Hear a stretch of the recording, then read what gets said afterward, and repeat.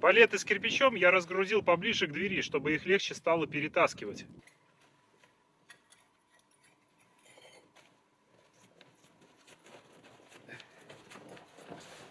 Кирпич я сортировал на тот, который без сколов и со сколами. Клал в другую стопочку. Сам кирпич хороший, но на некоторых имеются вот такие маленькие трещины.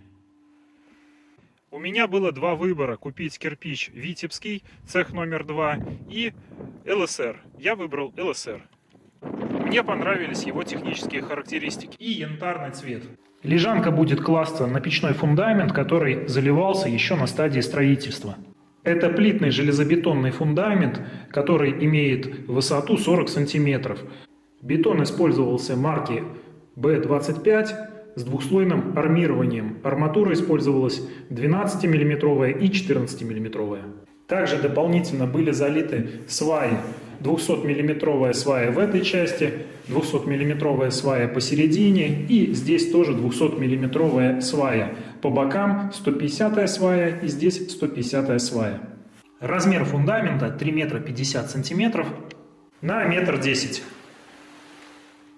Для гидроизоляции печи будет использоваться отсечная гидроизоляция от компании Технониколь. Она имеет срок службы более 50 лет.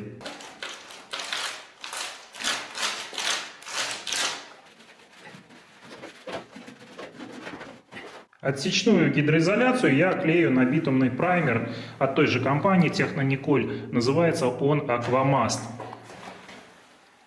Мастика гидроизоляционная, битумная, холодная, Аквамаст. Изначально я не хотел с битумным праймером связываться, потому что он пачкается. Хотел приобрести рулонную гидроизоляцию самоклеющую. В этой компании есть хорошая гидроизоляция, называется она гидроизоляция фундамента. И еще есть хороший рулон гидроизоляция пола. То есть рулон раскатывается по основанию и сразу же приклеивается. Но сотрудник компании Технониколь, технический специалист, отговорил меня от этой затеи, потому что сказал, что она имеет более толстый слой битума и не имеет основания. Поэтому под печью она будет проседать, то есть битум будет выдавливаться под тяжелой печью и небольшая усадка произойдет. Не хотелось бы, чтобы из-за миллиметровой просадки на печи образовались трещины. Другие материалы я не стал рассматривать из-за малого срока службы. На следующем этапе я размечаю, как будет располагаться печь.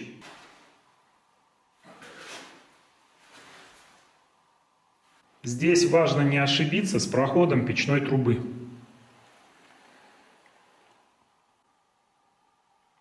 С помощью красного карандаша я переношу весь чертеж и по нему укладываю кирпич насухо. То есть без раствора, но с соблюдением шва, 3-миллиметрового шва. В этом мне помогают обычные электроды диаметром 4. Я очищаю стержень электрода.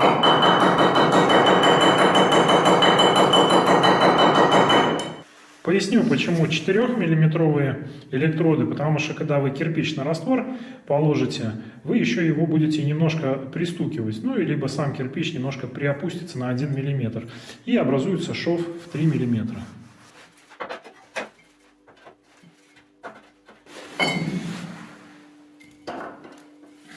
Как только периметр выложен, я проверяю диагональ. 238.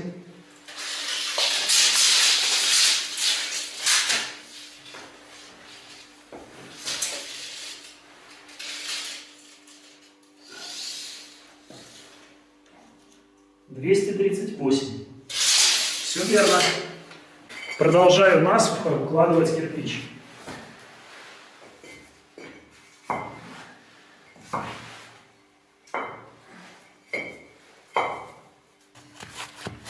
Внутри лежанки толщину шва соблюдать не обязательно.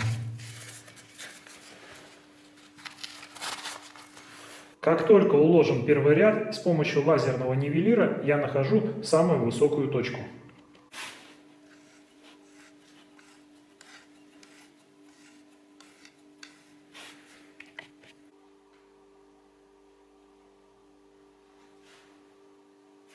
Итак, я обнаружил, что у меня самая высокая точка в двух местах. на этом втором кирпиче. Видно, что зеленый луч едва касается его. И также на этом же уровне находится еще один кирпич. Если свет выключить, то можно увидеть четко зеленый луч. Тоже едва касается. Я немного расстроен, потому что рассчитывал, что луч попадет на какой-нибудь угол, и это облегчит мне работу, но луч попал на второй и на тот средний кирпич. Поэтому я приподниму луч еще на 5 мм вверх и начну класть первый ряд с любого угла. Для того, чтобы угловой кирпич не сдвинулся с места во время укладки, я его подпираю другими кирпичами, но с дополнительным приклеиванием. Наношу монтажную пену с малым расширением. В данной ситуации это клей по газоблоку. Ставлю вот так вот, даю время, чтобы все схватилось. Таким образом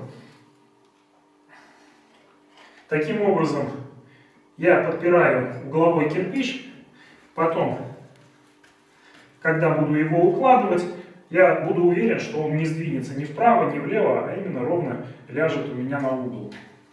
Сейчас можно очень хорошо увидеть, как кирпичи подпирают угловые. Остается всего лишь намазать раствором и угловой кирпич вставить прямо сюда. Получится ровно, никаких сдвигов, и будут соблюдаться диагонали. Кому-то эта затея может показаться такой глупой, но я скажу, что для начинающего печника, такого как я, это очень удобный способ. Первый ряд я буду класть на цементно-песчаный раствор. Для этого я использую цемент марки М500 и песок средней зернистости до 2,5 мм зерно. Поскольку у меня в помещении температура не дотягивает 7 градусов, песок мороженый, а вода холодная, то я для создания хорошего раствора буду добавлять присадку, это ускоритель твердения. Раствор будет более пластичным и быстрее наберет твердость. Закладка угла для меня, наверное, самая сложная. То есть вот это все выровнять, подогнать, подстучать. Я стараюсь этого избегать, но, видимо, судьба меня заставляет это делать вновь и вновь. То с печью, то со строительством дома. Вот так вот я немножко наношу на основание. Это, в принципе, можно убрать и кирпич класть так вот. Если с первого раза не получилось, ничего страшного. Вот здесь у меня зеленая линия, да, видите? Попадает ровно. Так, лучше молоточком я возьму, так вот подстучу. Вот она. Раз, два. Вот, уже здесь ровно пошло. Не знаю, видно, не видно на видеокамере, но видно, что луч касается кирпича, и вот он идет ровненько по самому кирпичу. Возьму уровень, видно, что эта сторона немножко запрокинута, значит, я здесь аккуратненько подстукиваю. Вот прям вот везде зеленый свет появился от луча. Вот кирпич я вот сюда подбил, да, вот этот приклеенный, он не дает сдвинуться мне туда. И у меня, в принципе, все ровно получается. Проверяю уровнем, немножко еще заброшу эту часть. Даже если с первого раза не получилось ничего, вы его оторвали, потом все переделали заново. Я так часто делаю, когда у меня не получается, я просто раз оторвал, весь раствор скинул, вот заново намазал, положил, не пошло, опять скинул, намазал, положил. Ну, помучаешься, но главное, чтобы все ровно было. Раствор, который вылез из-под кирпича, вы просто вот так вот срезаете и отправляете его в ведро. Да? Видно. Второй угол заложил. Кирпичи тоже класть надо без фанатизма. Ну вот, смотрите, они же кривые. То есть, если я сейчас положу уровень, у меня будет показывать, что все ровно, да, все там идеально ровно. Стоит же этот уровень сместить сюда, как пузырек уже смотрит в левую сторону. Кажется, что криво. На самом деле это кривизна кирпича, потому что они в форме заливаются. И вот эти края бывают чуть выше, чем, например, вот этот край, либо чем середина. Поэтому так и получается, что уровень задирается. Ну вот даже видно, здесь зеленый луч, он попадает в край кирпича, а на этом угловом кирпиче зеленый луч едва касается кирпичика, и вон там он уже упирается в этот в опорный кирпич. Поэтому доводить до фанатизма такого, чтобы, до перфекционизма, наверное, так правильнее выразиться, чтобы прям вот был идеальный ноль, это не нужно делать. Потому что последующими рядами вы все равно это все выровняете, выйдет у вас в ноль, и я даже вот кладу и за это не переживаю. 4 основных угла заложили, и можно себя перепроверить. Для этого я беру правило чуть побольше, прикладываю и смотрю. Ну, идеально. Просто потрясающе, просто потрясающе. Давайте я возьму 2-метровое правило с уровнем. Теперь положу его так на всю длину лежанки. Ну, вот сейчас возьму камеру, чтобы вы убедились, насколько ровно все получается.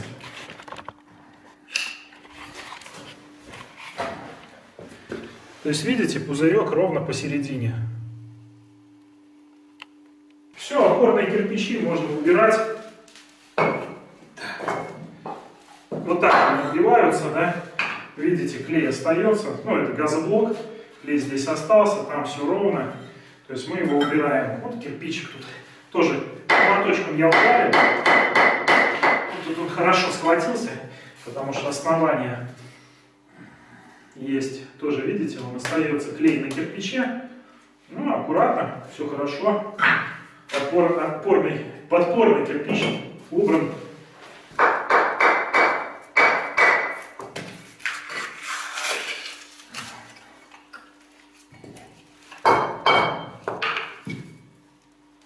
Прошло более 6 часов, угловые кирпичи хорошо схватились. Теперь можно натягивать причалку и закладывать первый ряд печи-лежанки. Причалку я использую такую вот китайскую, непонятной фирмы, потому что все написано на китайском языке. Ну, довольно добротная штука.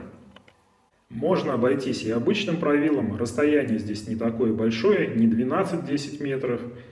Поэтому правило тоже годно. Ну, я вот использую причалку со шнуркой.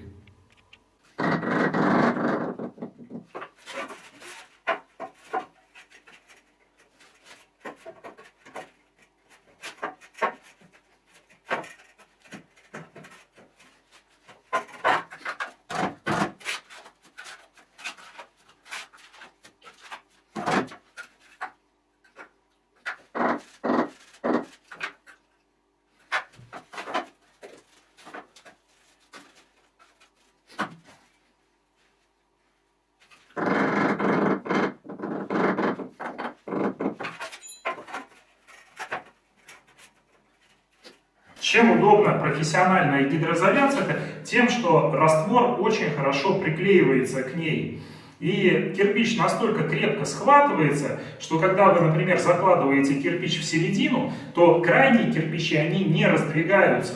На других гидроизоляциях, таких как рубероид, кто-то клеенку кладет в виде гидроизоляции, кто-то пленку, все жалуются, что кирпич очень плохо пристает к клеенке, к рубероиду, и есть такой эффект, что вот вы, например, положили вот так вот кирпич, начинаете подстукивать, а эти крайние кирпичи раздвигаются. Здесь же на этой профессиональной гидроизоляции, отсечной гидроизоляции, такого нет. То есть, что здесь намертво кирпич крайне схватился, что здесь крайний кирпич схватился, что здесь все очень крепко и надежно. То есть вы смело подстукиваете, у вас ничто никуда не раздвигается, не двигается.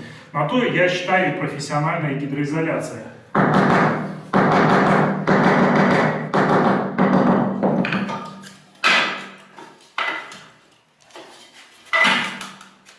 Первый ряд практически уложен, и осталось установить последний кирпич.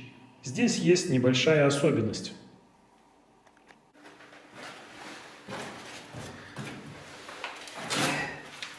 можно по неопытности сюда закинуть очень много раствора. И тогда кирпич тяжело будет всунуть. Вы будете добивать его молотком. В итоге либо он треснет, либо стены треснут. Поэтому, когда укладываете последний кирпич, следите за добавлением раствора так, чтобы его не было очень много.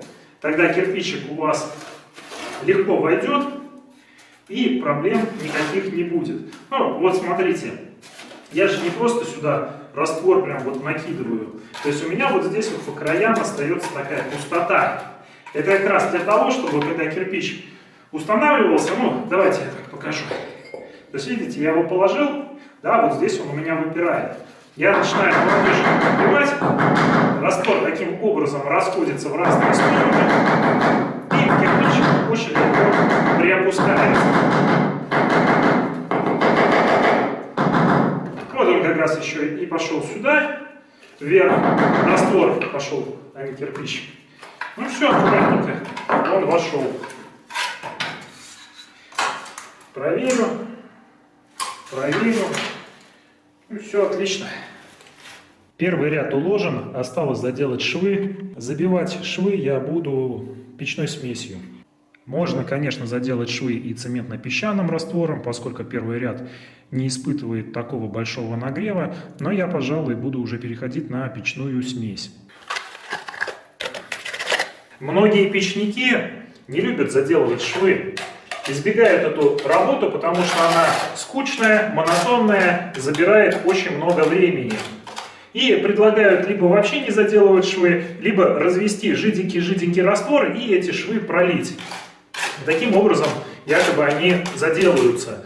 В принципе, все эти действия, они оправданы, потому что данные швы, они не влияют ни на что, ни на теплопроводность печи, ни на ее прочность. Но почему я заделываю швы таким вот образом? Потому что этого требует технология. Я вообще вот такой вот дотошный человек, что если так написано в инструкции, то технологию нужно соблюдать. И так во всем. Например, если в смесь нужно добавить определенное количество воды по инструкции, я сделаю так, как написано. Если, например, между первым и вторым замешиванием нужно выждать 10 минут, я буду ждать 10 минут, потом делаю второй промес и только потом уже работаю с этой смесью. Мне нравится соблюдать технологию, нравится соблюдать инструкцию, потому что я считаю, это действия оправданы, недаром их пишут, не разрабатывают специалисты. Даже если вы заметили, например, когда я укладывал гидроизоляцию, я же не просто кинул сечную гидроизоляцию на бетон. Я все промазал, потому что я связался с специалистом, который сказал, что просто ее кидать не положено, ее нужно приклеивать на праймер. Если так надо, значит так надо. По этой причине, наверное, я и занимаюсь вот такой вот мелкой, кому-то казалось бы чепухой, как забивание швов, когда их можно просто пролить. В этом есть, наверное, минус моего характера, это соблюдать технологию, инструкцию и быть таким вот дотошным человеком.